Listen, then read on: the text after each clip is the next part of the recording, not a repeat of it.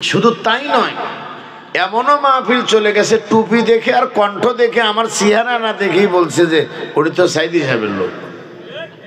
কথা কি বুঝতে পারছেন? ওনাকে আনলে অনুমোদন হতো না। আগামীকাল যেখানে আমার প্রোগ্রাম, ওইখানে জুমার নামাজে আমাকে নিয়োগ দেওয়ার কথা ছিল।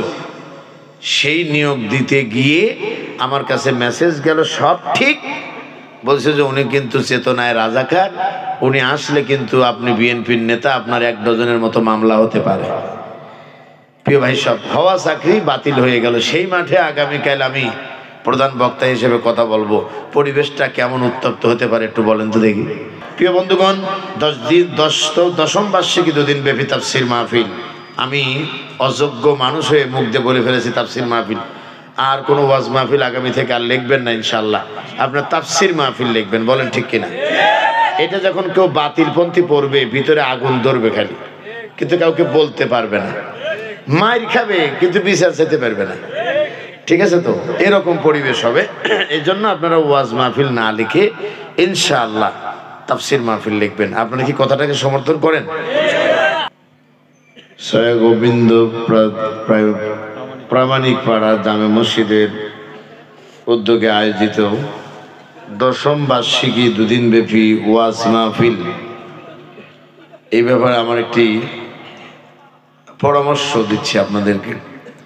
বিগত 15 বছর স্বৈরতান্ত্রিক এদেশে আমি নিজে লক্ষ্য করে দেখেছি, ওয়াজ মাহফিল লিখলে মোটামুটি একটু নিরাপত্তা ছিল, কিন্তু তাফসির মাহফিল লিখলে ওদের কলজের ভিতরে আগুন ধরে যেত। আরেকটা জিনিস আমি দেখেছি, আমি শ্রীমঙ্গল, সিলেটের শ্রীমঙ্গল, এটা হবিগঞ্জ জেলার মধ্যে শেষ বর্ডার। আপনার শ্রীমঙ্গলকেই মূলত মানুষ জানে যে এটি সিলেটেরই একটি অংশ, কিন্তু আসলে সিলেট কিন্তু আলাদা একটি জেলা, মৌলভীবাজার একটি জেলা এবং হবিগঞ্জ আর একটি জেলা। এই হবিগঞ্জের শ্রীমঙ্গলে একটি প্রোগ্রাম করতেছিলাম। প্রোগ্রামে গিয়ে দেখি এক সুন্নি সমাবেশে আমার নাম। তো পোস্টার আগে চাইছি, পোস্টার আমাকে দেয়নি। তাই আমি পোস্টারটা দেখে জিজ্ঞাসা করলাম যে আপনি এইখানে আবার এই চেতনায় রাজাকারকে দাওয়াত দিয়েছেন কেন? আমি ওনাকে বুঝিয়ে বললাম। তো উনি বললেন যে যদি এই কৌশল না নিতাম তাহলে আপনার মতো বক্তা দিয়া এই আল্লাহর ওলিদের শাসন আমলে ওয়াজ করে না সম্ভব ছিল না। মানে এত বড় বেপরোয়া। এজন্য আল্লাহ বলছেন বেশি লাফালাফি করলে সে জিনিস বেশি দিন টেকে না। পৃথিবীর অন্যান্য দেশের স্বৈরাচাররা কিন্তু অনেক দিন লাস্টিং করছে, 25 বছর, 30 বছর, 50 বছর, 40 বছর, কিন্তু আমাদের আল্লাহর ওলিরা 15 বছরই চলে গেলেন। আফসোসও লাগে, কিন্তু আফসোস লাগে না? আরো কিছুদিন থাকলে খাইলে কি সুন্দর দেখাইতো, তা না করে ওনারা চলে গেলেন। আসলে আমরাও খুব ব্যথিত। আমাদের কেন্দ্রীয় নেতা বলেছেন যে আপনাদের যেতে বলছে, কে থাকলেই তো ভালো ছিল। আমরা আদর আপ্যায়ন যতটুকু পারি করতাম। বারবার সারা বছর বললেন খেলা হবে, খেলা হবে। এখন খেলোয়াড় আছে কিন্তু আপনি প্রতিপক্ষ নাই, খালি গোল বার পড়ে আছে। পারলে একটু গোলের সাইডে দাঁড়ান, আমরা একটু খেলতে চাই। বলেন ঠিক কিনা? ভাই সব, সুতরাং পরামর্শ থাকবে, খেলা হবে, খেলা হবে, এই কথাটা বলার জন্য কয়েক ঘন্টা ধরে বসে আছি, কিন্তু বলতে পারতেছি না। আমারে আনেনও না, আবার আমারে সময়ও দেন না। এত বুঝাইলাম, পরিশেষে আনলেন যখন নৌকো প্রায় ডুবি ডুবি। কথা কি বুঝতে পারছেন? এখন ডুবি ডুবি বলতে ঘটনা হয়েছে হলো যে এখন অনেক কথা এসে যাবে নি। আমাকে নিজেকে স্থির করার জন্য 2টা একটা কথা বলবো। আমার আশেপাশে গণ্যমান্য ব্যক্তিরা আছে, অনেক পরিচিত ভাইয়েরা আছে, তারা হয়তো মাইন্ড করতে পারে। আমি আমি আমার কথা, সব কথা যদি আপনারা বলেন তাহলে আমি পাগল হয়ে যাবো। আমি এমনি নিজেই মাইর খাওয়া মানুষ, তাহলে যদি আরো মাইরের কথা বলেন তাহলে তো আরো বেশি বলবো না, এটা ভেজাল হতে পারে। তো এই ভেজালের কোনো জায়গা এটা না, এটাও জানি। আর ভেজাল বাংলাদেশে আছে বলে আমরা মনেও করি না। বলেন ঠিক কিনা? বহু ভেজাল দেখেছি, আর ভেজাল দেখতে চাই না। প্রিয় ভাই সব, ব্যস্ততা কি মানে আচ্ছা ঠিক আছে আলহামদুলিল্লাহ। তবে একটি কাজ করবেন, বিগত বছরগুলোতে যে কাজগুলোতে আমরা সবচেয়ে বেশি বিব্রত হয়েছি, এই বক্তার ওয়াজ চলাকালীন অবস্থায় পিছন দিয়ে এসে কেউ কানে কারোর সাথে কথা বলবেন না। তার কারণ বিগত বছরে আমরা মনে করছি বোধহয় পুলিশ এসে, এটা বাস্তব কথা, ওই অভ্যাস এখনো রয়ে গেছে। আমি আজকে দিয়ে এই প্রায় টানা 1.5 মাস প্রোগ্রাম, আমি যেখানেই গেছি কানে কথা বলতেছে, ওয়াজ বন্ধ হয়ে গেছে, অটোমেটিক ওয়াজ আমার বন্ধ। তো কি হয়েছে, কোনো পুলিশ এসে নাকি? কয় না হুজুর, এটা নিউজ নিয়ে এসেছে। তো আসলে এগুলো করবেন না, কেউ কানে কানে কেউ কথা বলবেন না, এবং এবং আশেপাশে কেউ একজন আরেকজনের দিকে তাকিয়ে কেউ করবেন না। কি হয়েছে, 15 বছর অবৈধ ভোট নেই, কিচ্ছু নেই, ক্ষমতায় থেকে অবৈধভাবে খেলা হবে বলছে, আর আজকে আমরা মাইক লাগাই বলছি খেলা হবে। এটা বাংলা কথা, বলেন ঠিক কিনা? এটা তো ভাইরাল বক্তব্য, এটা তো আর এমন কিছু না যে গোপন কিছু আজকে ফাঁস করে দিচ্ছি, তা কিন্তু না। তো যারা একটু পর্দা করতেছেন এই মুহূর্তে মুখটা বেঁধে অন্তত ঠোঁট আর নাকটা বের করেন, আমি আপনাকে দেখি, আপনাকে দেখতে কেমন লাগে একটু খুলে ফেলেন। জি, আপনার চেহারাটা দেখতে চাই। প্রিয় বন্ধুগণ, কথাই এমনি কম বলতে হবে।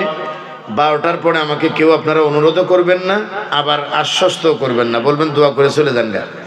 আমাদের অনেক দায়িত্ব থাকে, এগুলো আপনাদের মাথায় রাখতে হবে। প্রিয় বন্ধুগণ, 10ম বার্ষিকী 2 দিন ব্যাপী তাফসির মাহফিল। আমি অযোগ্য মানুষ হয়ে মুখ দিয়ে বলে ফেলেছি তাফসির মাহফিল, আর কোনো ওয়াজ মাহফিল আগামী থেকে আর লিখবেন না ইনশাআল্লাহ, আপনার তাফসির মাহফিল লিখবেন, বলেন ঠিক কিনা? এটা যখন কেউ বাতিলপন্থী পড়বে ভিতরে আগুন ধরবে খালি, কিন্তু কাউকে বলতে পারবে না, মাইর খাবে কিন্তু বিচার চাইতে পারবে না। ঠিক আছে, তো এরকম পরিবেশ হবে। এই জন্য আপনারা ওয়াজ মাহফিল না লিখে ইনশাআল্লাহ তাফসির মাহফিল লিখবেন। আপনারা কি কথাটাকে সমর্থন করেন? আলহামদুলিল্লাহ। প্রিয় বন্ধুগণ, প্রথম দিনের অধিবেশন চলছে এবং শেষ অধিবেশনে আমি বসেছি। উপস্থিত আছেন সম্মানিত সভাপতি, অত্র জামে মসজিদের সম্মানিত সভাপতি ডক্টর খ.ম. আব্দুর রাজ্জাক হাফিজাহুল্লাহ, যিনি অত্যন্ত যোগ্য একজন ব্যক্তি। উনার বক্তব্য আমি শুনলে আমার উপকার হতো, আর তা না শুনে এখন আমার বক্তব্য উনি শুনবেন, তাহলে তো একটু ব্যতিক্রম হয়ে গেল।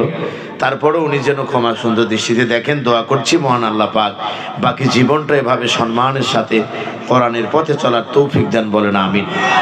জনাব বিশেষ অতিথিবৃন্দ যারা ছিলেন, মুজিবুর রহমান, আব্দুর রহমান তারা, ইঞ্জিনিয়ার হাসান কাইয়ুম টিটু এবং জনাব নাজমুল ইসলাম নাহিদ, সমস্ত বিশেষ মেহমানদেরকে অভিনন্দন জানাচ্ছি আমরা এবং দোয়া করছি মহান রবের কাছে।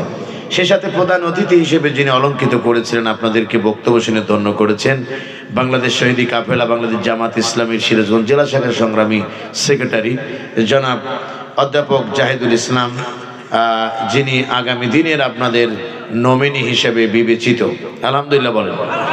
জাহিদ ভাই সহ অন্যান্য নেতৃবৃন্দ, সম্মানিত সুধী মণ্ডলী, প্রাণপ্রিয় সিরাজগঞ্জ শহরবাসী, পর্দানিশী মা এবং বোনেরা, মহান মনিবের দরবারে প্রশংসা করছি নত শিরে যে মহান তাবারক তাআলা আজকের এই কোরআনের মাহফিলে জামাতে ইসলামের প্রধান অতিথি বানায়া পোস্টার করার সুযোগ করে দিয়েছেন। আপনারা বোঝেন নাই? 5ই আগস্ট তথা 36শে জুলাইয়ের আগে জামাতের বক্তা, জামাতের অতিথি দিয়া মাহফিল করবেন, এমন দুঃসাহস কি আমরা দেখেছিলাম? একটু কথার জবাব দিয়েন, দেখেছিলাম কি? শুধু তাই নয়, এমনও মাহফিল চলে গেছে টুপি দেখে আর কণ্ঠ দেখে আমার চেহারা না দেখেই বলছে যে উনি তো সাইদি সাহেবের লোক। কথা কি বুঝতে পারছেন? ওনাকে আনলে অনুমোদন হতো না। আগামীকাল যেখানে আমার প্রোগ্রাম, ওইখানে জুমার নামাজে আমাকে নিয়োগ দেওয়ার কথা ছিল, সেই নিয়োগ দিতে গিয়ে আমার কাছে মেসেজ গেল, সব ঠিক, বলছে যে উনি কিন্তু চেতনায় রাজাকার, উনি আসলে কিন্তু আপনি বিএনপির নেতা, আপনার 1 ডজনের মতো মামলা হতে পারে। প্রিয় ভাই, সব হওয়া চাকরি বাতিল হয়ে গেল। সেই মাঠে আগামীকাল আমি প্রধান বক্তা হিসেবে কথা বলবো। পরিবেশটা কেমন উত্তপ্ত হতে পারে একটু বলেন তো দেখি। প্রিয় বন্ধুগণ, সিরাজগঞ্জের জমিনেও উত্তপ্ত হওয়ার কথা ছিল, কিন্তু ঘটনাটা ঘটেছে আড়ালে, তো এর জন্য আপনারা বোঝেন নাই। আমি আপনাদের বুঝিয়ে দিয়ে যাবো ইনশাল্লাহ। ইনশাল্লাহ বলেন। প্রিয় বন্ধুগণ, আমি আপনাদেরকে নিয়ে কথা বলার আগে যে মহান সত্তা বৈষম্য বিরোধী ছাত্র আন্দোলনের হাত ধরে এ বাংলার মাটি থেকে এক অপরূপ নীলাভূমি আমাদের সেই নীলাভূমিকে ব্যবহার করে উড়াল দিয়ে চলে গেছেন ৩৬শে জুলাইয়ে আমার দেশের কি স্বৈরাচার। বাহ বাহ বাহ, এক একজন এক এক কথা বলে, এত গান বের করা দরকার। কেউ বলে আপনাকে স্বৈরাচার, কেউ বলে বুবুজান, কেউ বলে খালামণি, কেউ বলে আপামণি, কথা কন না কেন? কেউ বলে আপনাকে ডাইনি। আমরা কোন নামে ডাকলে আপনি খুশি, আপনি একটু বলে দেন। প্রিয় বন্ধুগণ, তিনি চলে গেলেন, তেনার ছেলে সন্তানরাও কেমন যেন ঘুমিয়ে পড়লো। আমরা আর তাদের দেখতে পাচ্ছি না। বাধ্য হয়ে জামাতে ইসলামের নাম দিয়া আমরা এখন মাহফিল করতেছি। সুবহানাল্লাহ। এই সুযোগ যে আল্লাহ করে দিয়েছেন তার প্রশংসা না করলে হয়? এজন্য একটু নত শিরে বিনয়ের সাথে বলেন আলহামদুলিল্লাহ।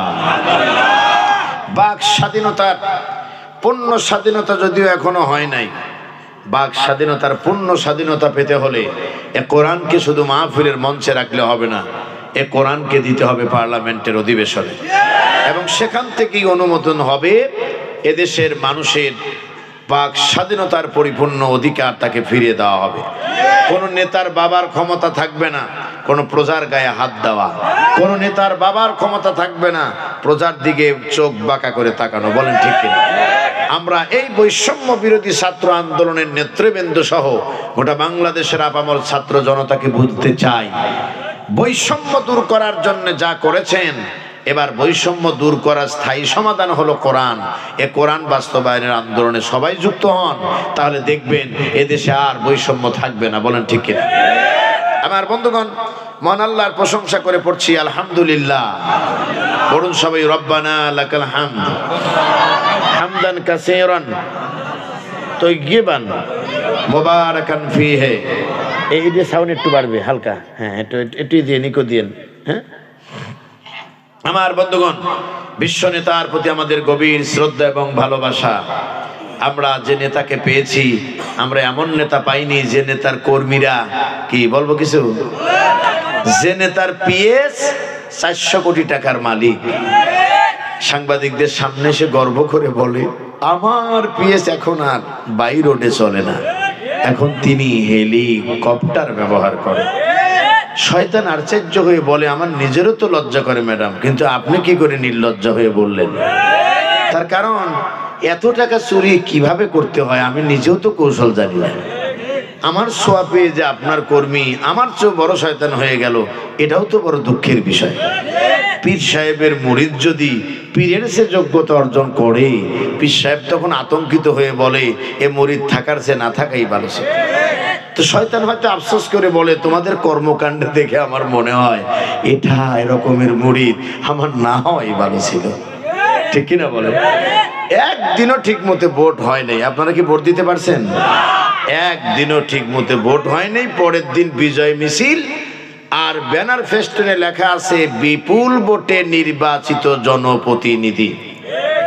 আফসোস করে মানুষ তাকিয়ে দেখে বলছে সোনা আর একটু বড় করে লেখো, দেখে অন্তর ভরে যায়।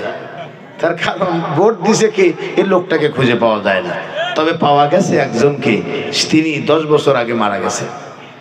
চাচা মিয়া আফসোস করতেছে আর যদি আমার স্ত্রী বেঁচে থাকতো তাহলে ভোটটা দিত। ভাতিজে এসে বলছে কাকি যে এসেছিল তোমার সাথে কি দেখা করছে? কয় অদ্ভুত ব্যাপার, 10 বছর আগে মারা গেছে, আসলো কখন? কয় বিশ্বাস যদি না করো ওই ভোট কেন্দ্রে যায় দেখো কয়টা কুকুর আর কয়টা আনসার বসে আছে, আর কোনো মানুষ নাই, বিন নাই। ওইখানে যা দেখে এসো লিস্টে তোমার স্ত্রী ভোট দিয়ে গেছে তার টিক চিহ্ন দেওয়া আছে। আমি কি বলবো? রাগ করতেছেন না তো? একটু চিৎকার দিয়ে আল্লাহু আকবার বলেন। আমি বিনয়ের সাথে বলবো যে লোকগুলো আসবেন একটু বসবেন, আর যদি না আসেন তাহলে কোনো কথা নেই, জোর করে বিয়ে পড়াই দিলে ও বউ ভাতও খায় না, এটা আমরা ভালো করেও জানি। তো জোর করে কালেমার দাওয়াত দিয়া আপনাকে হেদায়েতের রাস্তায় আমি আনতে পারবো না, ঠিক কিনা বলেন? সুতরাং আমার যে কয়েকজন আছে এটাই এনাফ, আলহামদুলিল্লাহ। আমার বন্ধুগণ, তো চাচা মিয়া বলছে বলিস কি তুই, তোর চাষি এসেছিল, কয় বিশ্বাস না হয় যাও। চাচা যায় দেখে সত্যি করিমুন্নেসা ভোট দিয়ে চলে গেছে, ঠিক চিহ্ন আছে। জিজ্ঞাসা করছে তাহলে কি আমার স্ত্রী ভুলেই গেল আমারে? কয় হ্যাঁ ভুলে গেছে না, মানে ওপারে গিয়ে সুযোগ সুবিধা মনে বেশি পেয়েছে এই জন্য ওপারে আর আপনার কথা মনে রাখে নাই। চাচা মিয়া কাঁদতেছে, এক বন্ধু এসে কান ধরে উঁচু করে বলছে বেয়াদব, মানুষ মরে গেলে কোনোদিন আসে নাকি? কয় তাহলে ভোট দিল কেডা? কয় তুই জানিস না এই ভোটের নাম গাইবি ভোট। ঢাকা হয়েছে মারামারি, মামলা হয়েছে সিরাজগঞ্জে। এই মামলার নাম হলো গায়েবী মামলা। তদন্ত কর্মকর্তা বলছে আইয়াম তো অবাক, আমি নিজেও জানি না কিসের তদন্ত করছি, শুধু এতটুকু জানি আপনাকে ধরতে এসেছি। কথা কর না কেন? প্রিয় বন্ধুগণ, এইভাবে আমরা চলেছি। বক্তাদের কথা বলতে দেন আপনারা, আশা করি আপনারা ভালো কিছু খুঁজে পাবেন ইনশাআল্লাহ। বলেন। তবে একটু লাগাম ধরা আছে। সেই লাগামটা কি জানেন? লাগামটা হলো ইসলাম ধর্ম কখনোই প্রতিহিংসার রাজনীতিকে পছন্দ করে না, আর ইসলাম কখনোই অসৌন্দর্যকে উস্কে দেয় না, বরং সৌন্দর্যকে প্রতিষ্ঠা করার জন্য চেষ্টা চালিয়ে যায়। আমরা চাই এ সমাজ শান্ত হোক, আমরা চাই যারা চুরি করে খেয়েছে এখন ভালো হয়ে যাক, তাতে আমাদের কোনো কষ্ট নাই। বলেন ঠিক কিনা? তার চুরি করার জবাব সে আল্লাহর কাছে দিবে, আর বেশি চুরি করলে এদেশের আইন আদালত তা দেখবে। এজন্য আমরা কষ্ট দিয়ে কথা বলতে একটু আড়াল করার চেষ্টা করি। তারপরও কি বেশি আড়াল করা যায়? তার কারণ এত দিনের জিনিস, এই জিনিস কি আর অল্পতে ঢাকা যায়? ঢাকা যায় না। 15 বছর মাহফিল বন্ধ করছি, আমরা এত বুঝাইছি, কেউ বোঝে নাই, খালি বলছে হুজুর ওয়াজের নামে রাজনীতি করতে পারবেন না। রাজনীতি যে কোরআনে আছে তা বিশ্বাসও করতো না বেঈমানরা। বলেন ঠিক কিনা? আমি এই কথাগুলো নিয়ে কথায় আসবো। সুতরাং আমি এমন নেতাকে অনুসরণ করি যার চরিত্র হলো আকাশ সুম্মি। সুবহানাল্লাহ। প্রিয় বন্ধুগণ, ওয়ারাফা'না লাকা যিকরাক, হে নবী আপনার প্রশংসার চাদরকে আমি বিশ্বব্যাপী ছড়িয়ে দিয়েছি। আপনি এত প্রশংসিত মানুষ, আপনাকে আমি আশরাফুল মাকলুকাতের নেতা বানিয়েছি। সুবহানাল্লাহ বলেন। সেই বিশ্ব নেতা আমাদের নবী এবং আমাদের আদর্শনীয় ব্যক্তি, এতে আমরা গর্বিত, ঠিক কিনা বলেন? সুতরাং বিশ্ব নবীর প্রতি আমাদের দরুদ এবং সালাম প্রাণ খুলে পড়ছি সাল্লাল্লাহু আলাইহি ওয়াসাল্লাম। যুগ যুগ ধরে চলছে সত্য এবং অন্যায়ের বিরুদ্ধে একটি কি রেষারেষি এবং দ্বন্দ্ব, এটি অবস্থান করছে এখনো এবং জারি থাকবে কিয়ামত পর্যন্ত। মহান আল্লাহ পাক যেন হকের পথে আমাদেরকে চলার তৌফিক দেন। বলেন আমিন। আপনারা চান তো ইনশাআল্লাহ? আল্লাহ কবুল করেন। বলেন আমিন। আমি বেশি কথা না বাড়িয়ে আমি কোরআনুল কারীম থেকে যে কয়েকটি কথা বলবো, এই কয়েকটি কথার 3টি আয়াত আমি আপনাদের সামনে তেলাওয়াত করব এবং এখান থেকে সংক্ষিপ্ত ব্যাখ্যা আপনাদের দেওয়ার চেষ্টা করব ইনশাআল্লাহ। বলেন। আল্লাহ রাব্বুল আলামিন বলেন, ইয়া ইবাদি লা খাউফুন আলাইকুমুল ইয়াওমা ওয়া লা আনতুম তাহজানুন الذين آمنوا بآياتنا وكانوا مسلمين ادخلوا الجنة أنتم وأزواجكم تحبرون صدقت يا رب العالمين। আপনারা পড়ছি আল্লাহুম্মা আমিন। আমার বন্ধুগণ, কোরআনুল কারীমের এই যেখানে কথা হচ্ছে কিন্তু হবে না, কিন্তু এগুলা আমি বলছি কোনো কথা বলা যাবে না। যাদেরকেই বলছি ঘাত প্রতিঘাত সহ্য করে বক্তব্য দিতে এসেছি আমরা। আমার প্রশ্ন হলো, আমি তো আপনাদের অপ্রাসঙ্গিক কিছু বলতে চাই না, কিন্তু প্রাসঙ্গিক কথাগুলো আমাকে বলতে দিন। বলেন ঠিক কিনা? এই পরিবেশ সৃষ্টি করার দায়িত্ব আপনাদের। এ শহরে কেবলমাত্র এই কয়েকশো মানুষ বসবাস করেন না, হাজার হাজার মানুষ বসবাস করেন শহরে। রাস্তার মোড়ে মোড়ে, যে রাস্তা দিয়ে আমরা হেঁটে এসেছি, এ রাস্তার মোড়ে মোড়ে রিস্কার জট শুরু হয়ে যায়, মানুষ ঠিক মতো চলতে পারে না। এত মানুষের আনাগোনা যেখানে, সেই জায়গায় এ পরিমাণ মানুষের অবস্থান নিঃসন্দেহে এটা প্রমাণ করে মানুষ আমরা কোরআন বিমুখ হয়েছি তো হয়েছি, সাথে সাথে আমরা সত্যকে সমর্থন করতেও ভুলে গেছি। বলেন ঠিক কিনা? আমি শুধু এতটুকু কথা আপনাদের বলতে চাচ্ছি, ধৈর্য ধরে যদি আপনারা কিছু সময় অপেক্ষা করেন, আমাদের নির্ধারিত সময়টা আমাদের কাছ থেকে খুব দ্রুত চলে যাবে, আমরা হয়তো বুঝতেই পারবো না ইনশাআল্লাহ। ইনশাআল্লাহ বলেন। আমার কথা এবং ভাষা বুঝতে কি আপনাদের কষ্ট হচ্ছে? তাহলে একটু মনোযোগ দেন। যিনি এসেছেন যে 10 মিনিট পর চলে যাবেন, তিনি 10টা মিনিট একটু কারোর সাথে কথা না বলে কোরআনের ক্লাসের একটু ছাত্র হয়ে যান, আপনার ভালো লাগবে ইনশাআল্লাহ। ইনশাআল্লাহ বলে। আমার বন্ধুগণ, আমি কোরআনুল কারীম থেকে একটি সূরা থেকে 3টি আয়াত তেলাওয়াত করেছি। তার পূর্ণ বিবরণ দেওয়ার আগে একটি কথা বলতে চাই। কোরআনুল কারীম আল্লাহ রাব্বুল আলামিন এই পৃথিবীর মানুষের জন্য দিয়েছিলেন, মানুষ যেন কোরআন থেকে আলো নিয়ে অন্ধকার দূর করতে পারে। এই জন্যই তো আল্লাহ সূরা ইব্রাহিমে বলেছিলেন কিতাবুন আনজালনাহু ইলাইকা লিতুখরিজান নাস মিনাজ যুলুমাতি ইলান নূর। ও নবী, আমি আপনাকে কোরআন দিয়েছি, এটা হলো নূর, আলো আপনাকে দিয়েছি। এই আলোর সাহায্যে মানুষকে আপনি অন্ধকারের পথ থেকে আলোর পথে ফিরে আনবেন। সুবহানাল্লাহ। দুর্ভাগ্য এই বিশ্বের মানুষের জন্য, আল্লাহর পক্ষ থেকে আসলো আলো, আর সেই আলোকে নিভিয়ে দেওয়ার চেষ্টা করলো কপাল পোড়া জাতি, তাকে আলোকিত করতে পারলো না। এটা আমাদের জন্য দুর্ভাগ্য, এই পৃথিবীর মানুষের জন্য দুর্ভাগ্য। তার কারণ আমরা সুশাসন পছন্দ করি না। আমরা যদি কোনো আলেম ওলামা নির্বাচনে দাঁড়ায়, আমরা নাক ছিটকাইতাম, হুজুর আবার এই কাজে এসে কেন, কথা কন না, ইনি কেন এই কাজে এসেছে। আমি নিজে ছাত্র জীবনে দেখেছিলাম, এক মুরব্বী মেম্বারে দাঁড়িয়েছেন। এই মেম্বারে দাঁড়িয়েছেন তিনি, পুলিশ পর্যন্ত বলতেছে এই বুড়োকে দাঁড়াতে বলছে কেনা, টুপিদারি মাথায় দিয়া। তার মানে হলো যারা নির্বাচিত হবে, এক কথায় ধরেই নিয়েছে তারা হলো চোর বাটপার। এটা হলো আমাদের থিম। অথচ এই সুশাসন প্রতিষ্ঠা করার জন্য প্রথমেই যাদের প্রয়োজন ছিল, তাদের হওয়ার কথা ছিল অত্যন্ত উত্তম চরিত্রের অধিকারী। বলেন ঠিক কিনা? তার কারণ মানুষের আমানতের জন্য কোনো খেয়ানত না হয়। আমার বন্ধুগণ, সেই কোরআনুল কারীম আমাদের কাছে আল্লাহ রাব্বুল আলামিন দিয়েছিলেন। দুর্ভাগ্য, আমরা শান্তির জন্য কোরআনকে সকালবেলা তেলাওয়াত করি, কিন্তু শান্তি প্রতিষ্ঠা হওয়ার জন্য যে নামাজের বিধান ছিল, ফরজ নামাজ, আমরা ওই দিন আদায় করতে পারি নাই বলেই কোরআন তেলাওয়াতের মধ্য দিয়েই কেবল আজও আমাদের সমাজে শান্তি হয় নাই। মেয়েকে বিয়ে দেওয়ার জন্য কোরআন পড়ানো শিখিয়েছি, ভালো করে কথাগুলো বুঝবেন। মেয়েকে বিয়ে দেওয়ার জন্য কোরআন শিখিয়েছি, যেন মানুষ দেখতে এসে বলে মেয়ে কোরআন পড়তে পারে কিনা। সূরা ফাতিহাটা ভালো করে শিখিয়েছি, আয়াতুল কুরসিটা শিখিয়েছি, দোয়ায়ে কুনুতটা শিখিয়েছি, মেয়ে যেন বিয়ে ভেঙে না যায়।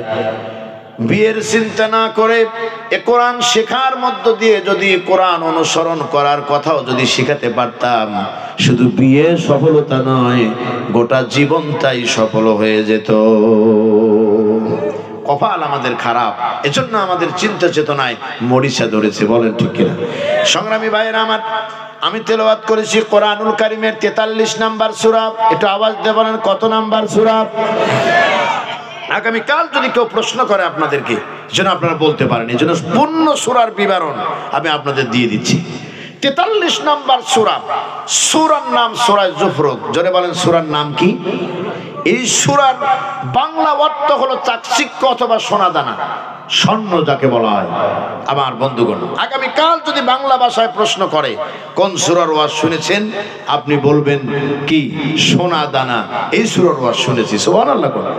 আপনারা এটা বলবেন। যেমন সূরা বাকারাত থেকে যদি আলোচনা করতাম, তাহলে আগামীকাল বলতে বলতাম, আপনি বলবেন যে গাবি থেকে ওয়াজ শুনেছি, কারণ একটা নাম আল্লাহ সেখানে কি করেছেন, দিয়ে দিয়েছেন। আমরা বাংলা বলছি সেটা।